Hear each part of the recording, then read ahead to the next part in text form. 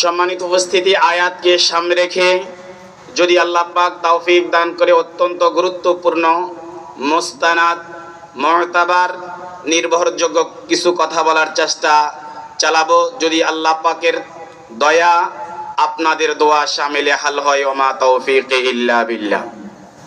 আমি আমার বিষয়বস্তুর উপর আলোচনার পূর্বেই দুটি কথা আপনাদের সামনে বলে যাচ্ছি। আমার আপনাদের এলাকার মধ্যে আমার জীবনের সর্বপ্রথম আসা,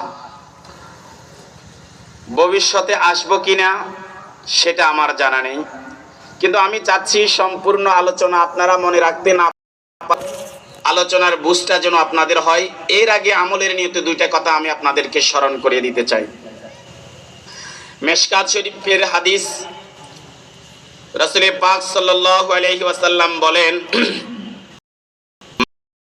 মান আল্লাহু আহাদ 10 মাররাত, মান ক্বারা কুল হুয়াল্লাহু আহাদ 10 মাররাত বুনিয়া লাহু বিহা কসরুন ফিল জান্নাহ। আল্লাহর হাবিব সাল্লাল্লাহু আলাইহি ওয়াসাল্লাম বলেন, যে ব্যক্তি 10 বার সূরা ইখলাস তথা কুল হুয়াল্লাহু আহাদ পাঠ করবে, আল্লাহ পাক এর বিনিময়ে জান্নাতের মধ্যে তার জন্য একটা প্রাসাদ নির্মাণ করে দিবেন। সুবহানাল্লাহ। ওয়ামান ক্বারা 20 মাররাতান, আর যে ব্যক্তি 20 বার কুল হুয়াল্লাহু আহাদ পাঠ করবে, কয়বার? ওযু ছাড়াও পড়া জায়েজ। মুখস্থ পড়লে ওযু ছাড়াও পড়া জায়েজ। ওযুর সাথে পড়াটা ভালো, কিন্তু মুখস্থ যদি পড়ে খেতে কামারে থাকে, ওযু ছাড়াও মুখস্থ পড়া যাবে, কিন্তু গোসল ফরজ হলে আর পড়া যাবে না। তো আল্লাহর হাবিব বলেন, ওয়ামান ক্বারা 20 মাররা, যে ব্যক্তি সূরা ইখলাস অর্থাৎ কুল হুয়াল্লাহু আহাদ 20 বার পাঠ করবে, বুনিয়া লাহু কসরান ফিল জান্নাহ, আল্লাহ পাক 20 বার পড়ার বিনিময়ে জান্নাতের মধ্যে দুইটা প্রাসাদ তার জন্য নির্মাণ করে দিবেন। সুবহানাল্লাহ। ওয়ামান ক্বারাআহা 30 মাররা, আর যে ব্যক্তি সূরা ইখলাস 30 বার পাঠ করবে, বলেন কয়বার? বুনিয়া লাহু বিহা সালাসাতু কুসুরিন ফিল, আল্লাহ পাক সাথে সাথে জান্নাতের মধ্যে তার জন্য 3টা প্রাসাদ নির্মাণ করে দেন।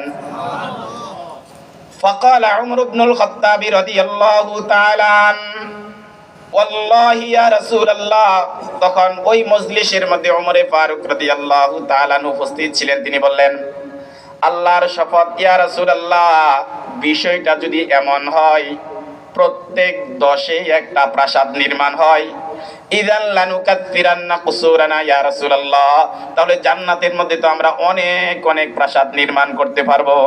সুবহানাল্লাহ।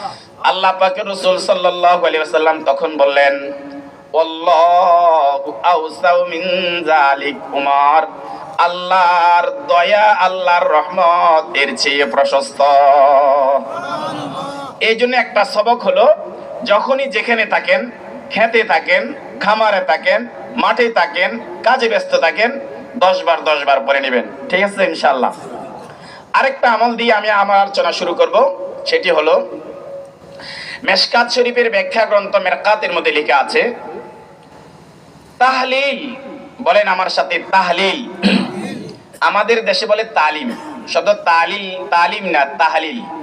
মানুষ মারা গেলে কি পড়ে? তাহলিল। বলেন শব্দটা কি? তাহলিল শব্দের অর্থ হলো লা ইলাহা ইল্লাল্লাহ বলা। কতটুকু বললে কি লাভ? মেরকাতের মধ্যে লেখা আছে, এ দ্বিতীয় আমল দিয়ে যাচ্ছি, মান ক্বালা লা ইলাহা ইল্লাল্লাহু 70 আলফা, তাহলিলের নেসাব হলো 70,000 বার। বলেন কত হাজার বার? কেউ বলে 1.25 লক্ষ বার, কেউ বলে 1 লক্ষ বার।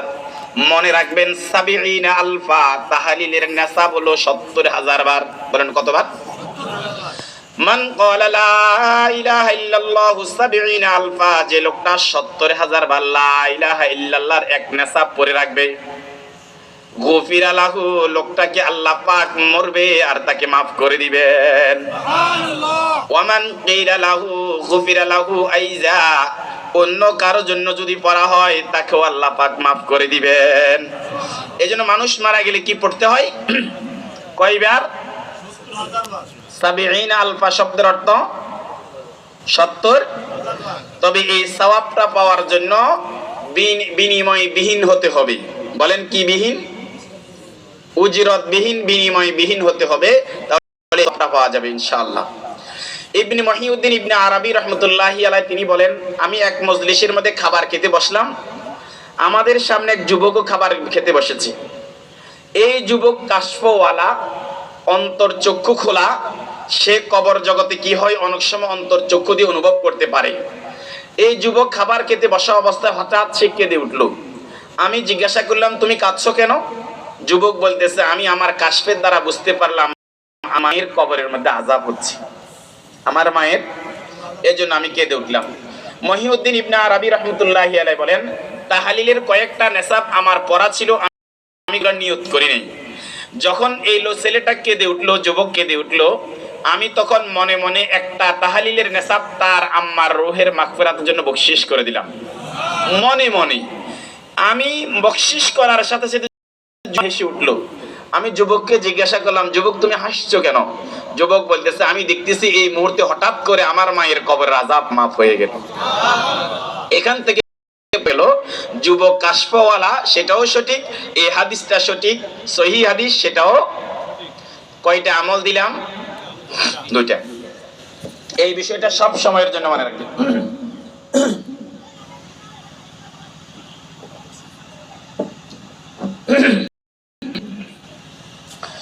এবার আমার সাথে সাথে বলুন, আমি আমার মূল আলোচনার দিকে এগিয়ে যাচ্ছি। আমার সাথে কিন্তু কথা বলতে হবে। ইসলামী মূল চাহিদা মানুষের ময়দানে 3টা। বলেন, মানুষের ময়দানে ইসলামী শরীয়তের মূল চাহিদা কয়টা?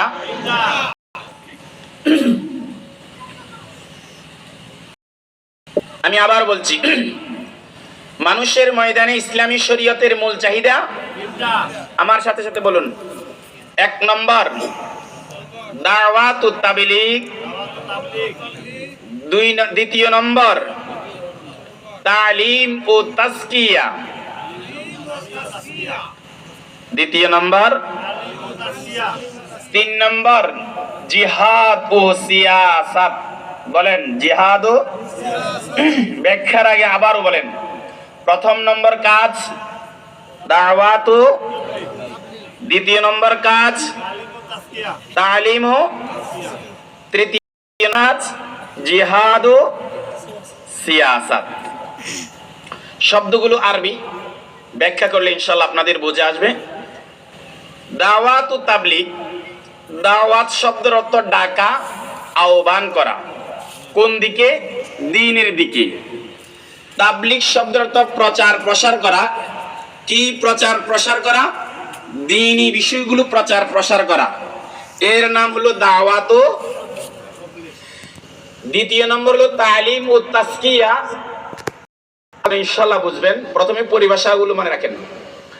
তালিম ও তাজকিয়া, তালিম শব্দের অর্থ হলো কোরআন ও শিক্ষা দেওয়া, কোরআন ও হিকমত, এর নাম তালিম। তাজকিয়া শব্দের অর্থ হলো বাহ্যিক এবং আভ্যন্তরীণ,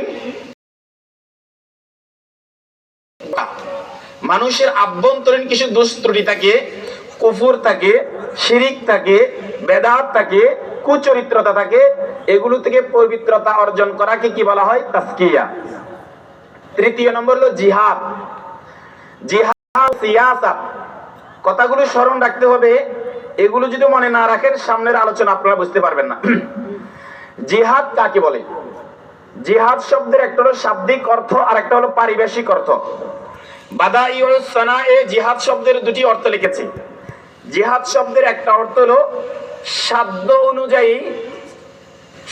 অনুযায়ী সর্বশক্তি ব্যয় করা। বলেন, জিহাদ শব্দের একটা অর্থ হলো সাধ্য অনুযায়ী সর্বশক্তি।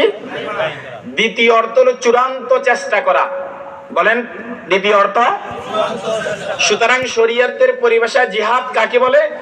জিহাদ বলা হয় আল্লাহর পথে শরীয়তের বাণীকে দিন ইসলামকে সমুন্নত করার জন্য সাধ্যমতো সর্বশক্তি ব্যয় করা এবং চূড়ান্ত চেষ্টা করার নাম হলো জিহাদ।